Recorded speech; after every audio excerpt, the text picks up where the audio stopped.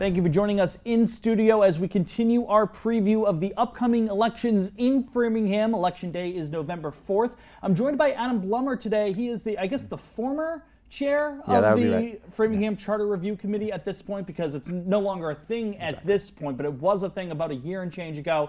Anyways, Adam, whatever the title is, thanks for coming in today. We appreciate it. No problem. Thanks for having me. Now, folks, again, obviously the race for mayor will be at the top of the ticket for voters in Framingham, along with multiple city council and school committee races, but there's also a question regarding proposed amendments to the Framingham Home Rule Charter. Now, again, the process to review the Home Rule Charter, we were just talking off camera, Adam and I, that wrapped up about a year and change ago, and it's been some time since those recommendations by the group have been made. We'll get into the specifics of all of that in just a few minutes. I wanted to start off, Adam, just simply put, for people who may not be aware, what exactly is the Framingham Home Rule Charter? It's a great question. I think the best way to explain it is it is the city's form of the Constitution. So it is the document. Towns and cities have charters, and what a charter does is it sets up the basic structure and the basic rules for how the city is going to run. And when we wrote the charter, we wrote in a process that it gets looked at every 6 or 10 years to see if we want to tweak anything. And in the middle of the 2020s, of course, that's when that process began. How did you get involved in that review process?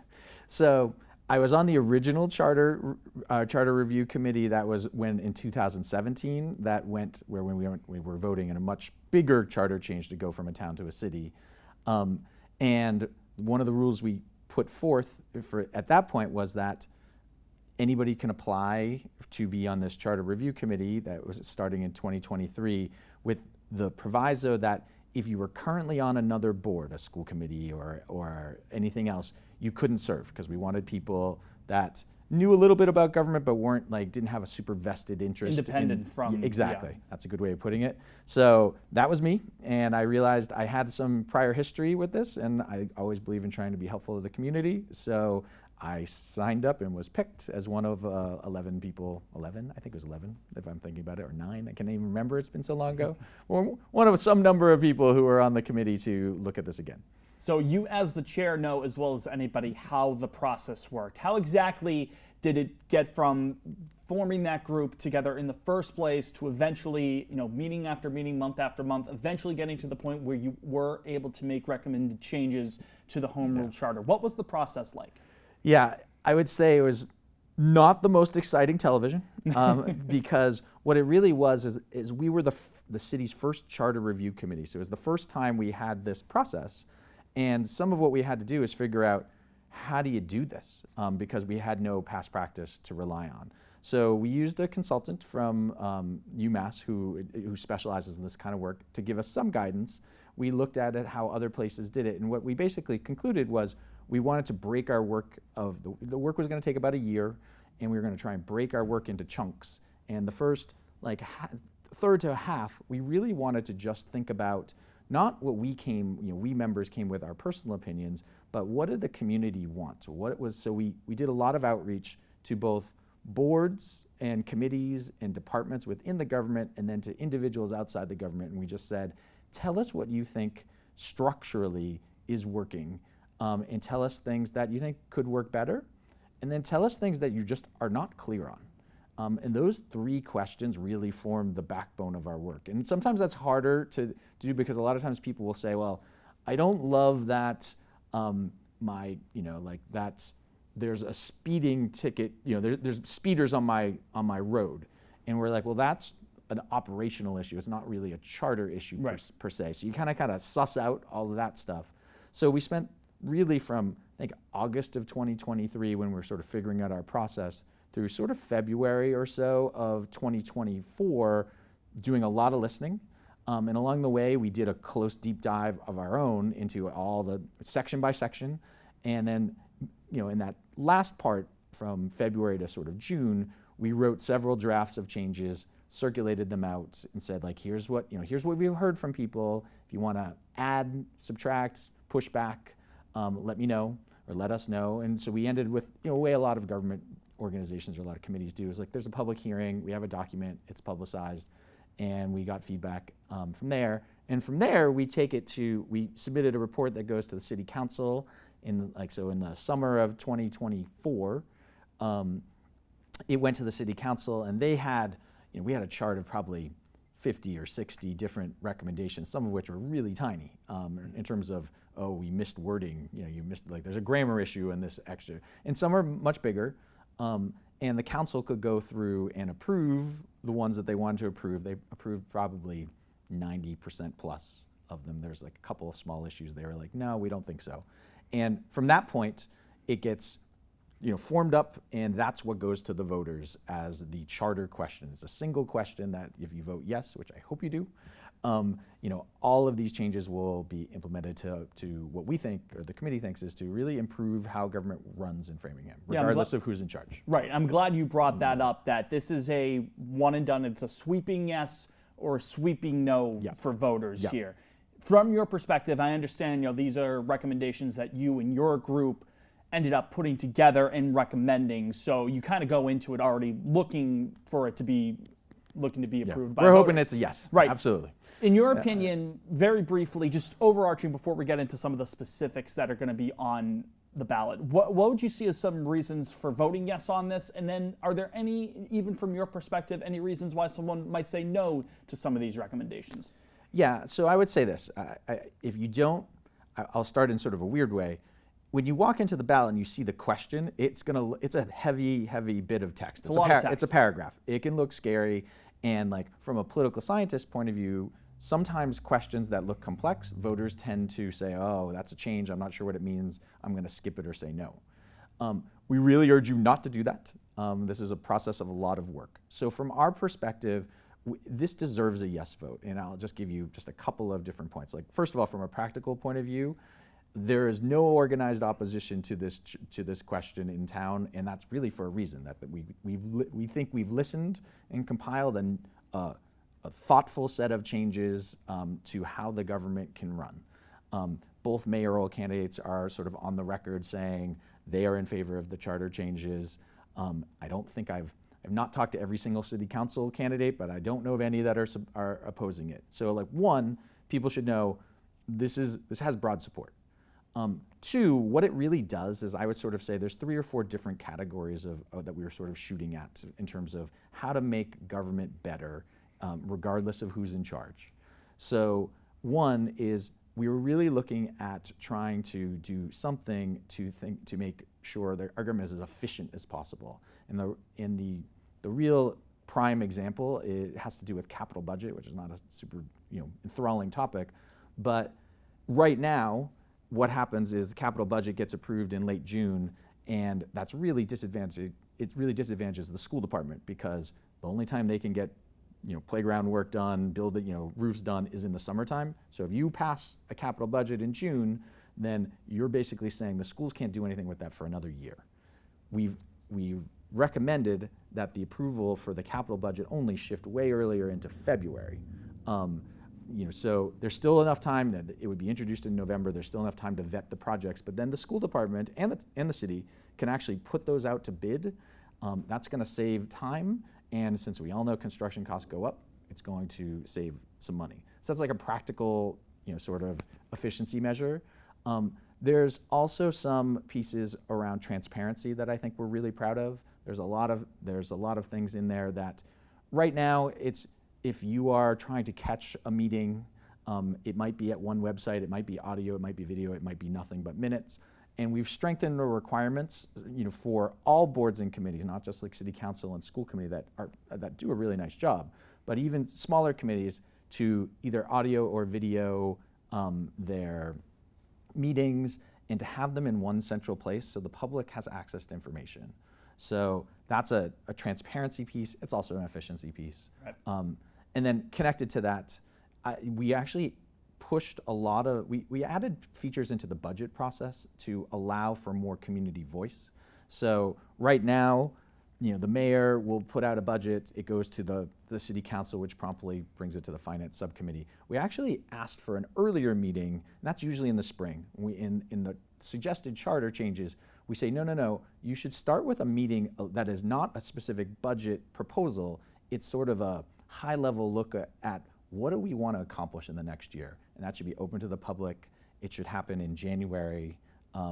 And so that the mayor and the city as a whole are getting feedback from the public at the beginning. So rather than the public being like reactive to any suggestions, the public can get there on the ground floor and say, hey, we really need to invest more here or there or think about that. And that's there. And I guess I'll stop there and say those are a couple of the bigger ones. Well, I'm glad that you got into the transparency aspect of it all, as well as the boost to civic engagement, because it's right here in my notes. Those are some of the big I'm doing my job then. Some of the check marks on here, but especially to that latter, to the civic engagement. There's that element to it that you had just mentioned, but there are also recommendations within this body of work that aims to get people more involved within the boards, the committees, the groups that make up the municipal government, as well as also limiting some of the roles that elected officials can have within the city. What are some of the specifics of that, Adam? Yep. So I think it's important for everybody to see that all of this goes together. So if you start a budget process earlier, people can get more involved. If you make a stronger requirement for things to be published in different languages, a wider variety of people know what's going on and feel comfortable. So those two come together. We did make a suggestion that there are 4 bodies in Framingham that are elected. It's actually school committee, city council, library trustees, and cemetery board. And we made a small, but I think symbolically important suggestion that nobody should be allowed to be elected to both of those at once. So that if you're gonna, all of those are jobs that require a certain amount of work and care and dedication. And we also want to kind of lower the barriers for entry for people who haven't participated yet. So rather than running against an incumbent who's done 1 or 2 things, we're hoping specialize on one thing that you really care about, serve your community, leave a spot open for another set of people to kind of participate in that. Right. Yeah, and exactly, again, opening opportunities for other people within the community who want to take part in the civic process to let them in there. That's the idea behind that. On top of that, another one that we were talking off camera about in regards to the mayor's office, sort of cleaning up the language in regards to the term limits in there. Could you kind of go into detail about that? Yeah, I chuckle about that because I was the person in the original charter review committee that sort of was the strongest proponent of term limits. So if you hate that provision, sorry, it's me. It's actually a little bit of a misunderstanding, or just I want to clarify. In our current charter, we have term limits for the mayor, right? And it's a 3-term limit, and for the city council as well. So it's 12 years. But on a reread, somebody pointed out saying, "Oh, there's the language of our current charter sort of suggests that they can hold the office for 3 full terms. But what if a mayor takes a month off for a medical procedure or for something else? Or what if they resign and they don't serve their first all 3? Can they run again?"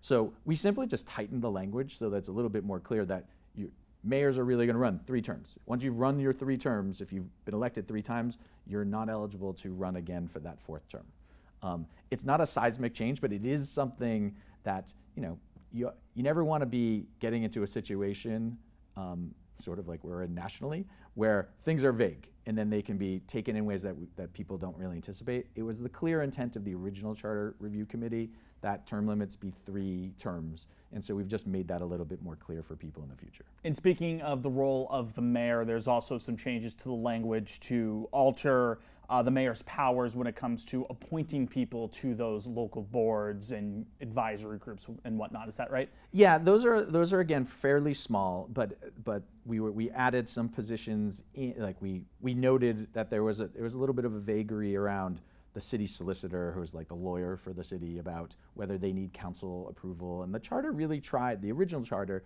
really tried to be careful to balance power, so that we have what's called a strong mayor system, but we actually have a fair number of places where the council can say, wait, we want to have a little bit of a check on that. And so there was a few spots where we added just a little bit more clarity on like what the council's role is in relation to like who the mayor can appoint and things like that. Right. One of the most interesting parts of these recommendations is that these proposals, if they are to be passed in November, would create a new position within the municipal government, the creation of a chief climate and sustainability officer. Tell us about what that role would present to the city, as well as the thought behind including this within the actual, like you had mentioned, essentially the Constitution within Framingham. Yeah, it's actually, not to get too geeky about it, but process-wise, I think that's actually the position and the recommendation that I'm most proud of, because process-wise, what we did is we'd heard some people in the community who said, climate change and sustainability are really big issues. And they said, you should put something into the charter that requires a position like this. In our first discussion of that, we actually voted it down. And we said, you know what, I'm not sure. We wanted to be careful. It's, charters are tricky because once you put a position in the charter, it's there until you have another charter review. It's not like a regular employment cycle where a mayor can propose a position and lose the position, et cetera. So we were actually a little skeptical of it just because of the process. And then we sought additional feedbacks. People came in, there was a group called Energize Framingham. They came in and made a really coherent case for the fact that, our current system, we have a great person who is a sustainability coordinator, but they're within one department. And that makes it harder for them to oversee and coordinate all of the departments. They can do it because the person is skilled, but structurally, it's like the position doesn't look that way. So we listened to that feedback. We listened to some feedback on the fact that there might be some grant possibilities for positions like this because this is an issue of national importance.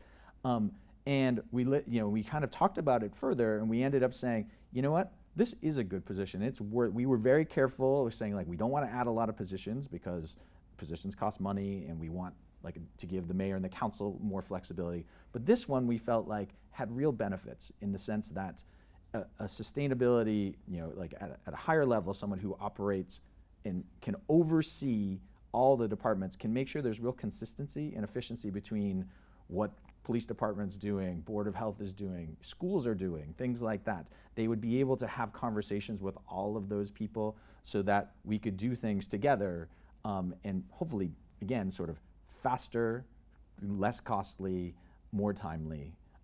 And so I actually am excited that that position is there, and I'm excited about how we got there. Is there one or two recommendations that we haven't been able to touch on yet, Adam, that jump out to you that you think voters should know about? I'm trying to check through my list of things. And again, there's about 50 or some odd of them. No, right? There's a lot. So, the pieces about capital budget I've talked about, the budget timeline I've talked about. The one that we haven't really talked about is, again, sort of at the request of some people in the SIFOC, which is the Strategic Initiatives Committee, they came with some suggestions about how to clarify their role in strategic planning.